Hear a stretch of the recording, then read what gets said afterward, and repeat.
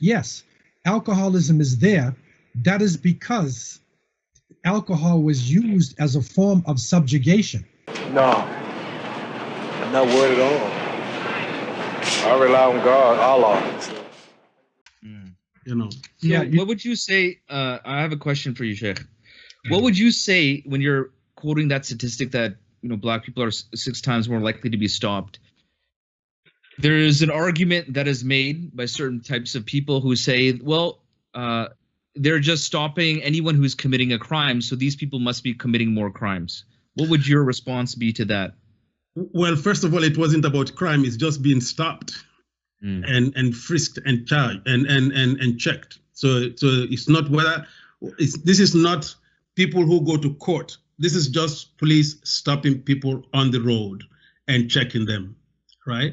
So that argument bears no merit whatsoever.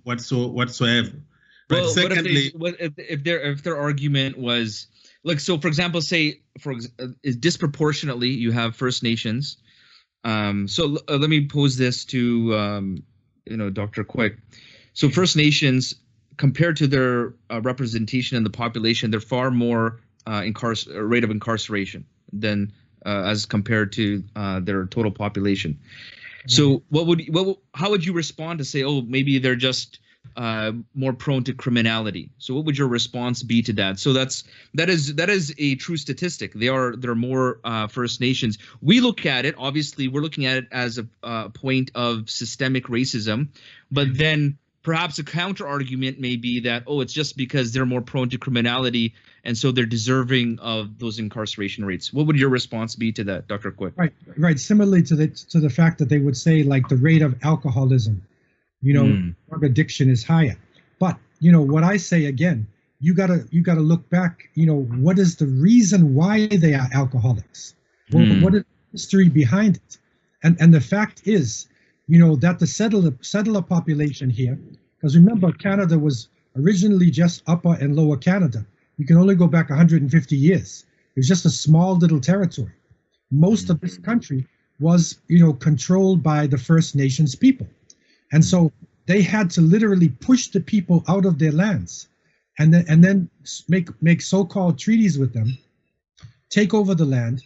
And then in order to certify this, they set up the residential schools where there's a type of brainwashing going on and a type of even, torture and the diet changed and, because they wanted to have a good Indian.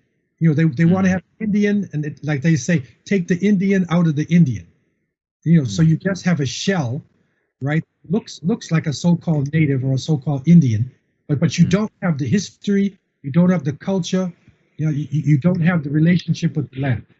And so therefore, yes, alcoholism is there. That is because alcohol was used as a form of subjugation. It was freely put. And I want to give you an example. A Muslim community opened up in Inuvik, which is the Northwest Territories. And I went there a couple of years ago to do dawah, to do outreach and to meet the people and to train the Muslims there how to reach out to the community. And we looked at the situation there. And so we were thinking, how can we give back to the native community, the Gwich'in, Inuvialuit, what we call on the eastern side Inuit? How can we give back to the native community? And so we thought, okay, maybe we can set up an alcoholic anonymous, like a detox center, because the addiction to alcohol is widespread in the community. Okay, when we looked at it, we found that alcohol in the Northwest Territories was cheaper. It was less cost to buy alcohol than it was if you go south to Alberta into the regular lands of the Canadians. And there was no detox center in the whole of the city.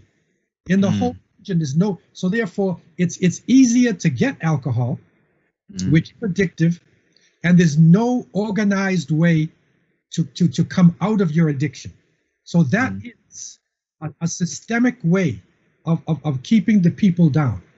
So similarly, when the person's an alcoholic, when they have no chance for education, when they have no chance for upward mobility in life, they will turn to crime.